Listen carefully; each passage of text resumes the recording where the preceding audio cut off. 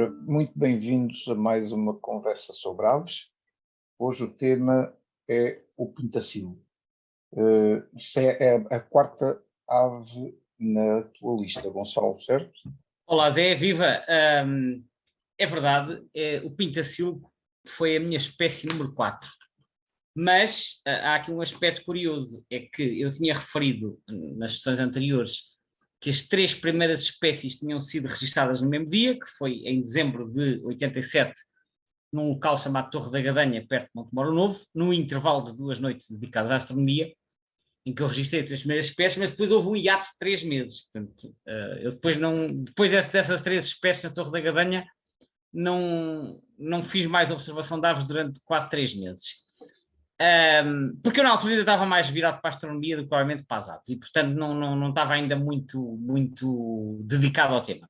E entretanto, o que acontece? Em março, mais concretamente dia 13 de março de 88, eu fui à Serra da Rábida, ali perto de Azeitão, porque um tio meu, um outro tio, não foi o tio que meteu nas aves, mas um outro tio tinha lá uma quinta, e eu às vezes ia lá, às vezes até mais para ver estrelas do que provavelmente para ver aves, também era um sítio escuro, era bom para ver estrelas, e nessa ocasião, eu já não me recordo porque é que fui lá nesta ocasião em concreto, mas recordo-me que dessa vez que lá fui vi um pintacilgo.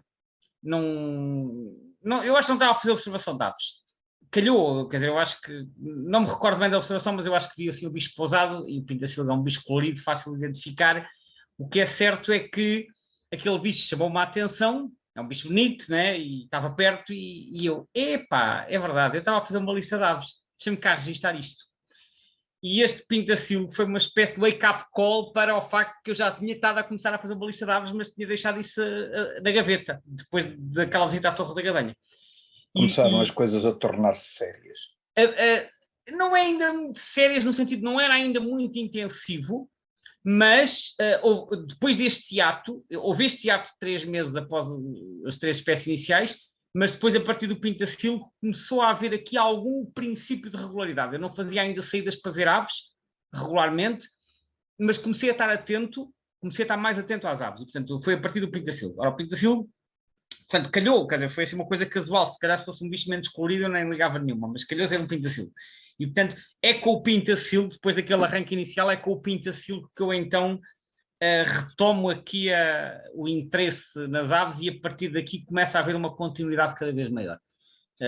Portanto, nesse dia, como eu disse, eu tinha ido lá, já não me lembro se para ver estrelas ou outra coisa qualquer, não para ver aves, mas registrei esta espécie. E é assim que ela entra na minha lista, e é assim que a minha lista de aves retoma a marcha depois de quase 3 meses parada.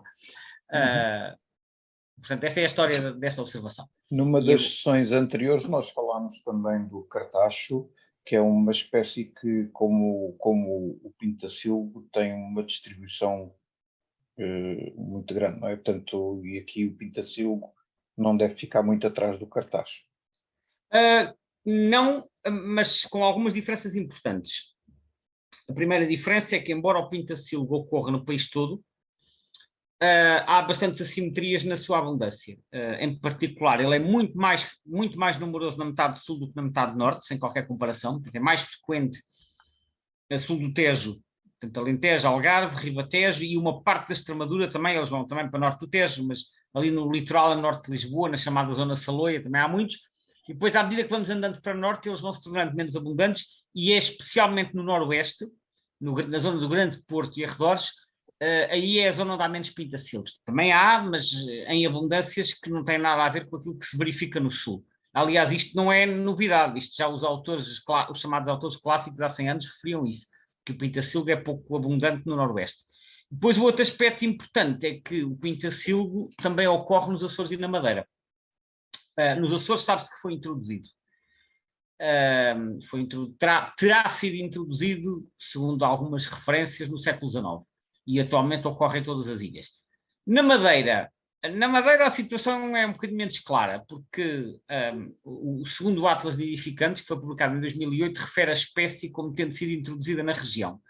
Mas as referências que eu conheço mais antigas não mencionam a possibilidade de introdução. Portanto, tenho que esclarecer melhor este assunto, porque às vezes a origem da presença das aves nem sempre é muito clara e às vezes há diferentes autores que fazem afirmações diferentes que podem não estar completamente fundamentadas. Portanto, eu julgo, daquilo que li até hoje, que o pitacilgo na região da Madeira é autóctone, mas aparentemente haverá fontes que sugerem que seja introduzido, é um aspecto que para já não tenho ainda elementos que permitam ter mais certezas.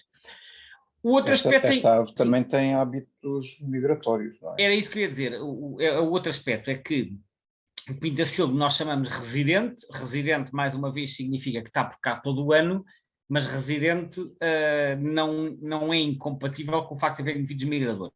Sabe-se que há indivíduos que são sedentários, que estão o ano todo no mesmo sítio. Isto sabe-se, por exemplo, graças a atividades de anilhagem que já foram feitas no Algarve, que é uma zona onde já há muitos anos se anilha muito, ali na Ria de Alvor, e há bichos que estão lá o ano todo, mas sabe-se que há bichos que vêm cá passar o inverno, vindos de outros países europeus, nomeadamente do Reino Unido, da Holanda, da Alemanha, da Bélgica, da França, por exemplo, e sabe-se, até já os autores antigos diziam que no outono passam muitos fintacilgos junto à costa, no litoral norte, e também aparecem, por exemplo, junto ao Cabo Especial, mas sabe-se que vêm desses países porque há recapturas de aves anilhadas no estrangeiro.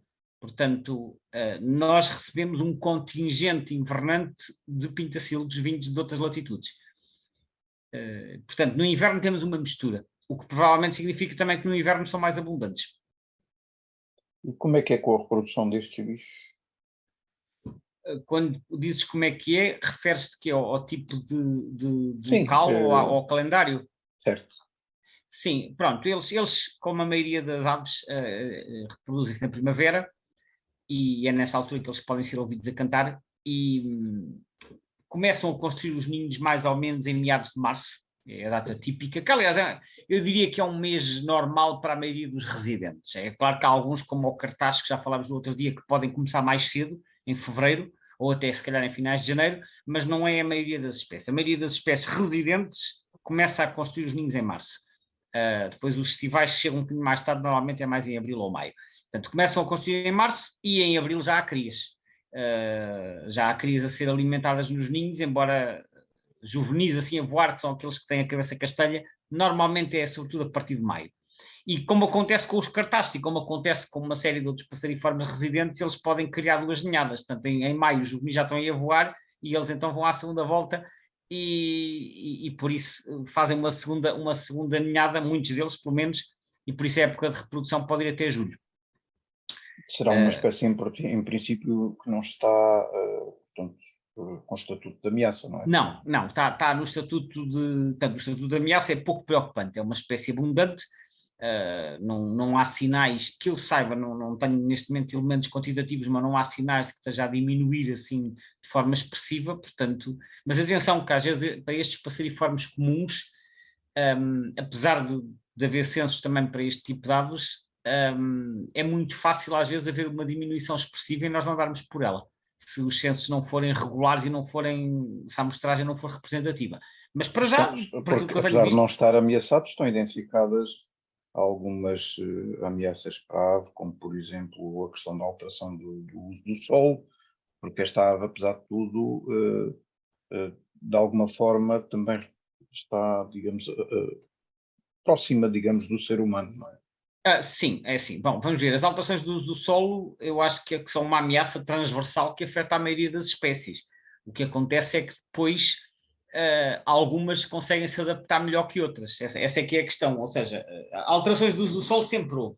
É certo que hoje em dia estão a acontecer de forma mais intensiva e numa escala maior, mas desde o Neolítico, não é, que nós alteramos o solo basicamente desde que começou a agricultura. Verdade. Acontece é que hoje em dia acontece a uma escala muito maior, porque também temos maquinaria pesada e temos outros meios que há 500 ou há 1000 anos não havia. Mas temos também mais a questão da guerra química contra pois, insetos. Esse é outro aspecto. Por acaso, no caso do pintacilgo, pelo menos não afetará se calhar de uma forma muito direta, não, na medida talvez não seja tão afetado, afetado, porque é uma espécie predominantemente granívora. Aliás, é curioso referir que o nome Carduelis deriva de Cardus. Cardus, que é uma planta, né? Que é uma planta que até tem assim umas extremidades um bocadinho espinhosas, e eles alimentam-se muito de sementes de cardo. que portanto tem a origem do nome latino, do nome científico, mas tal como acontece com a maioria das aves, até com os granívoros, durante a época dos ninhos eles podem capturar invertebrados. E isso acontece porque os invertebrados, ou seja, tudo o que seja presas a animais, né, matéria animal, é rica em proteína e até os pardais fazem isso, apanhar pequenos insetos e outros invertebrados para dar às crias para elas crescerem rapidamente. Portanto, as crias, quando estão naquela fase de crescimento, precisam de muita proteína, senão ficam anémicas, coitadinhas, e depois não conseguem ganhar resistência. Portanto, é normal até os pintacilgos e, como disse, outros granívoros, apanharem proteína. Mas durante o resto do ano eles são essencialmente carnívoros. Agora, falando das ameaças, há uma outra ameaça, esta mais específica, sobre os pintacilgos, e esta é uma ameaça muito antiga, que é as capturas ilegais. A questão da captura ilegal, de facto, é histórica, não é? É antiga, estamos a falar provavelmente de um dos passeriformes mais coloridos que alia a esse aspecto, digamos, bonito, também o facto de ser um excelente cantor. Exato. Portanto, é um bicho, desde tempos imemoriais, que os chamados passarinheiros, que é um termo um bocadinho pejorativo que é utilizado para designar as pessoas que fazem capturas ilegais. Portanto, é um bicho muito apreciado desde há muitos anos, como referiste, quer por ser um bicho bonito, quer por ser um bicho que canta bem, quer ainda, segundo eu julgo saber, eu não percebo nada de criação de aves em cativeiro, mas tenho a ideia que o pintacilgo é um bicho relativamente fácil de reproduzir em cativeiro. E, portanto, acaba por se tornar também bastante popular por causa disso.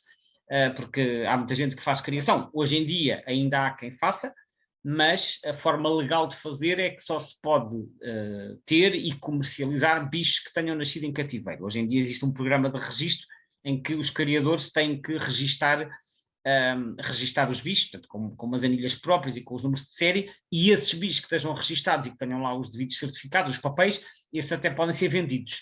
O que é ilegal é, por exemplo, apanhar pintacilgos ou outras aves selvagens e depois pô-los à venda sem terem o registro de terem nascido em cativeiro. Portanto, hoje em dia há normas e há mais fiscalização. É evidente que capturas ilegais provavelmente continua a haver, para esta e para outras espécies, mas penso que o problema não tem a dimensão de outros tempos. Ainda sobre a reprodução em cativeiro, só uma nota, não é muito objetivo estar aqui a falar de reprodução em cativeiro, mas como estes bichos às vezes aparecem em liberdade, é interessante referir. Quem faz criação destes bichos às vezes faz cruzamentos, e um dos cruzamentos mais populares é o entre pintacilgos e canários. E então isso dá origem a híbridos, que até tem assim um nome engraçado, que são os canacilgos, que é o híbrido entre canário e pintacilgo. E eu ocasionalmente já vi desses bichos em liberdade. Portanto, são assim uns bichos que têm um bocado de aspecto de canário, mas já com o padrão facial do pintacilgo, já assim com um bocado de vermelho na cara ou algo amarelo na asa. Não é muito frequente. Eu estou a dizer isto mais em jeito de alerta, porque às vezes nós estamos a ver aves no exterior e aparece-nos assim um bicho estranho que nós não sabemos o que é, e às vezes são bichos fugidos de cativeiro e podem ser híbridos. Já vi eu sei que os criadores também procuram muitas vezes apurar certas características, como por exemplo o tamanho, e é fácil encontrar criadores com pintacilgos num tamanho assim descomunal, fora do normal para aquilo que nós conhecemos dos pintacilgos em liberdade, mas também, por vezes, alterações genéticas, alterações nas cores, etc., que tornam as aves mais apetecíveis para os criadores. E, obviamente, tudo isso corresponde a um risco para as populações nativas, não é? Claro, é assim, idealmente, os bichos que estão em cativeiro devem estar enfim, devidamente protegidos para evitar fugas. Precisamente para evitar essas contaminações genéticas. Até porque eu, como disse, eu não estou muito dentro deste assunto, mas uma ideia que eu tenho é que uma das regras para quem tem aves em criação, e que, por exemplo, tens uma daquelas gaiolas grandes em que entras lá para dentro, é que aquilo tem que ter duas portas. Portanto, tem que ter uma porta, depois um corredor de acesso e depois outra porta, que é para se um bicho fugir quando vais a entrar, a segunda porta serve de proteção, não é? Mas eu não sei se todas as instalações têm este tipo enfim, de proteção. A realidade é que há fugas que podem ser acidentais e ocasionalmente eu julgo que também poderá haver situações em que as pessoas libertam os bichos ou porque nasceram mais, ou porque já não os querem, ou não querem, ou não podem ter condições para os ter. Isto não estou a falar só de pintacilgos, estou a falar de aves de cativeiro em geral. Seja qual for o motivo, portanto, pode haver diferentes razões, seja qual for o motivo, a verdade é que às vezes aparecem bichos destes em liberdade. E esses pintacilgos, já nem estou a falar dos cruzamentos com os canários, esses pintacilgos criados em cativeiro, como tu referiste, podem já ter alterações genéticas e, portanto, isso vai se interferir com as nossas populações selvagens, pode introduzir alterações genéticas. Claro que se for só um ou dois não fará muita diferença, mas se forem muitos, já pode começar a ter. Só para concluirmos, não é difícil em determinadas alturas do ano encontrar assim uns bandos com umas dezenas largas ou mesmo centenas de indivíduos. Estas movimentações acontecem em que contexto?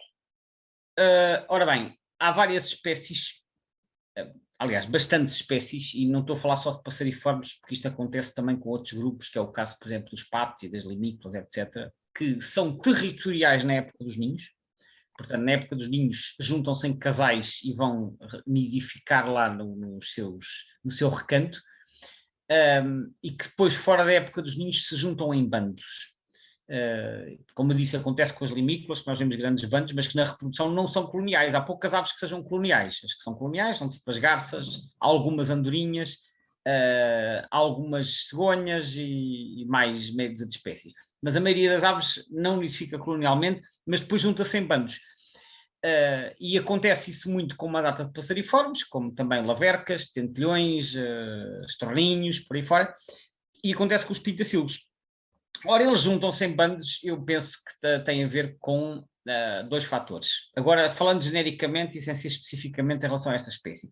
Um é que eles acabam por se juntar nas zonas onde há mais alimento e vão uns atrás dos outros, portanto, eu acho que isso facilita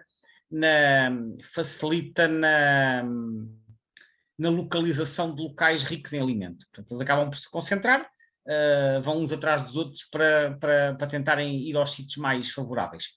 Esse é o primeiro fator. E o segundo fator é que, andando em conjunto, estando em conjunto, acaba por haver uma espécie de maior defesa contra predadores, porque são muitos olhos a ver, se vierem um predador, são mais olhos que podem ver e mais bichos que podem dar o alarme e eles podem todos fugir em conjunto. E, eventualmente, no caso dos estorninhos, até podem carregar, né, atacar os predadores. Portanto, um bicho que está isolado, que está sozinho, está sempre mais vulnerável.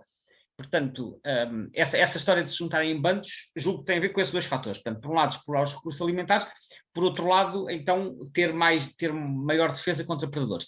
Acrescento só que, no caso dos fringilídeos, portanto, que é esta família que inclui tentilhões, pitacilos e afins, é habitual nós vermos até bandos mistos em alimentação nos campos durante o inverno, e mistos aqui pode juntar pitacilgos, tentilhões, pinta-roxos, verdilhões, chamarizes e mais qualquer coisa pelo meio. Portanto, os bandos não são necessariamente monoespecíficos. É frequente vermos bandos assim de várias espécies que se alimentam das mesmas coisas e, portanto, andam todas em conjunto. Muito obrigado, Gonçalo. Mais uma conversa sobre aves. Desta vez estivemos então a discutir o pintacilo. E agradecemos também aos ouvintes a paciência de escutarem estas palavras e teremos brevemente mais conversas sobre aves, certo? Obrigado, Zé. Sim, voltaremos em breve para mais uma espécie.